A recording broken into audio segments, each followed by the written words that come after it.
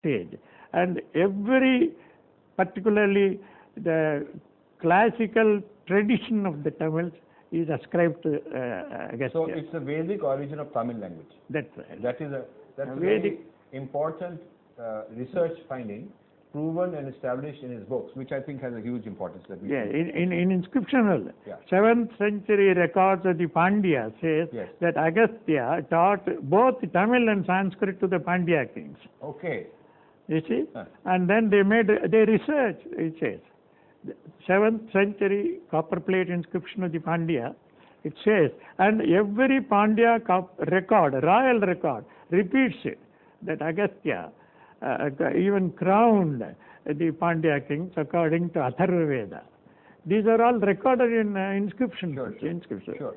So now, next thing I want to discuss is that Infinity Foundation India is having a series of Swadeshi Indology conferences.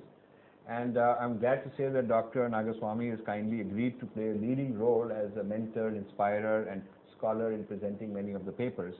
So we're very grateful to you for that, for taking time, because I know you have lots of work to do.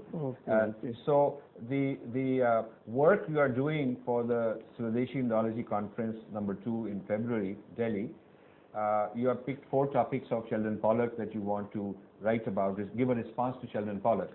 So let me go through each of them and maybe give a couple of minutes. So one of them is on rasa. So your views on how your critique of Pollock's rasa. You see, rasa is mentioned in the Veda. Raso Vaisaha. The Supreme is identified with rasa. That is your experience, thrilling experience of life, emotions, feelings, all rolled into one, experienced by the individual. And this rasa is classified and defined and well projected in the Natya Shastra. And the Natya Shastra is very specific. Sringara, Asya, Karuna, Raudra, Veera, Bhayanakaha, Bibhatsa, Adbhuta. These are the 8 rasas which are classified. There is one also which is called Shanta rasa.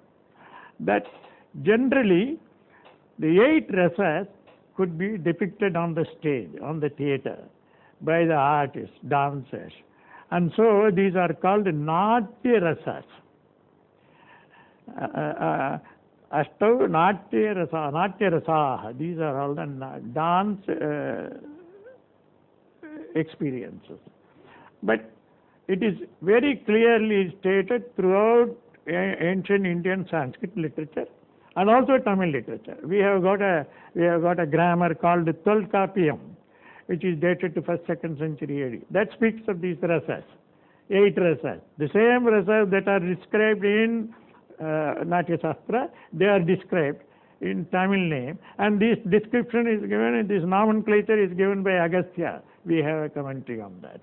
So, rasa, they very nicely define that various combination of situations, music, dance, sound, etc., are first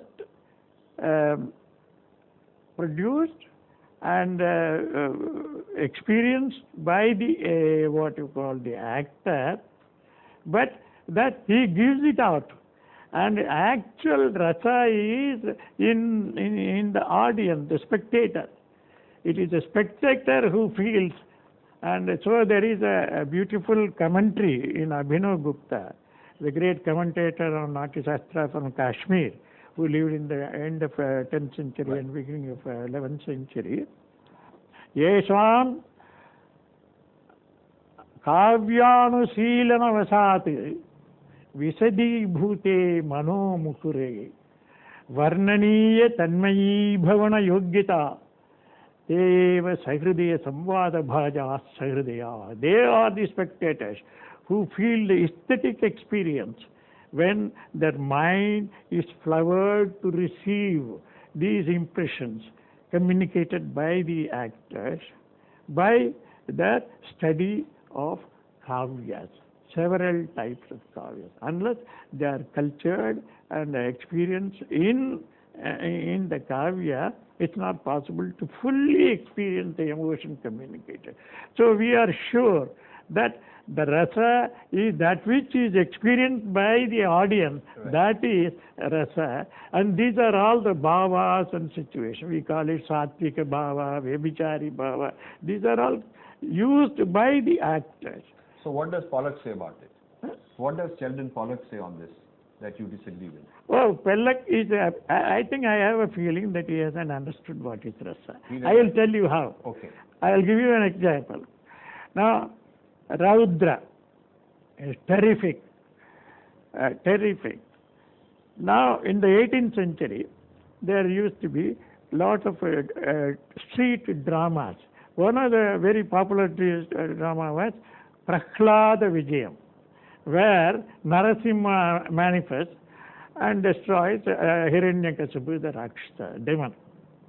Now, according to the story, at the end, Narasimha puts the demon on his lap and tears him. And he takes his intestine and wears it as a garland. This is the story content of it. Now, the actor has only to communicate as if he is doing it. On the stage, what happened in one or two places, when the situation was so exciting, so terrific, the actor, he thought that he is experiencing, he is doing it. He actually tore the fellow on the stage, and killed him on the stage itself, and then he drew the intestine, actually did. So if the actor thinks that he is experiencing the rasa, this is what will happen, that you cannot have the,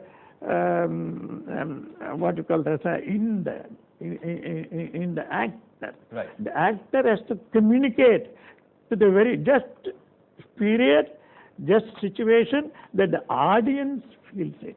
So what does Pollock say though? Pollock says it is in the actor. That's Pollock absolutely is, wrong. So basically the main point is Yes. that Pollock says that the rasa is in the actor. No. Pollock says that. Yeah, Pollock says that. Pollock But says. the tradition says that the rasa is in the audience. Yes. That is the main point. He doesn't understand that point.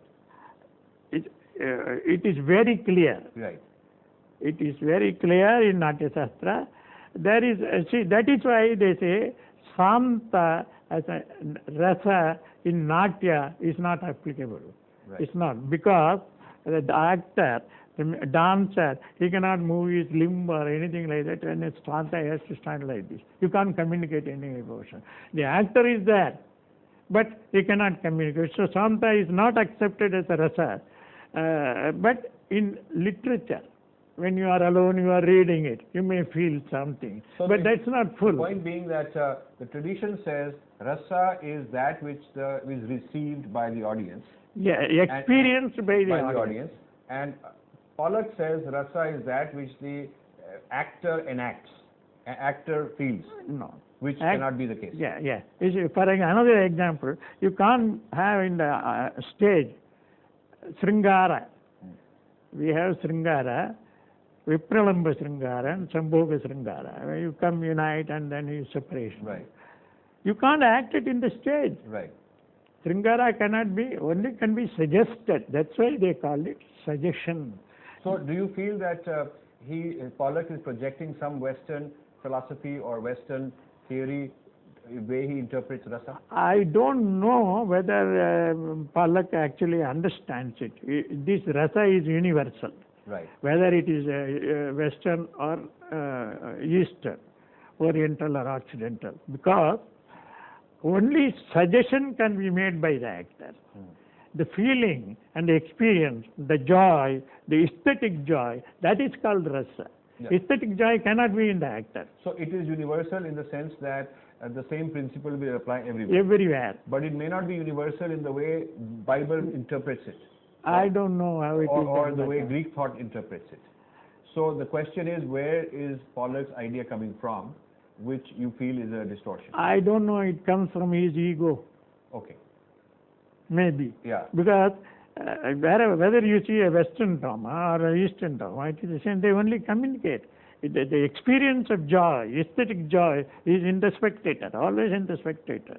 So I think that is more projecting one's own idea. So what about his treatment of Ramayana. What is your thought on his treatment of Oh, Ramayana? Ramayana. Absolutely. I think he hasn't read Ramayana. He doesn't know anything about Ramayana, in my opinion. Because, you see, it is Ramayana is not only in Sanskrit but Adi Valmiki, but it has been translated into all the languages of India through the centuries. He doesn't know that there is a Ramayana in Tamil Nadu. Beautiful Ramayana, written by Kamban. It's only an extension of Valmiki's Ramayana. And whole of Southeast Asia is not restricted to, for 2000 years. Great thinkers, great musicians, great dancers, great sculptors, great builders of temples, noble temples, etc., have felt every movement of Rama's dharma. Yeah. But you know, besides the issue of languages and spreading it, his interpretation is Ramayana as some kind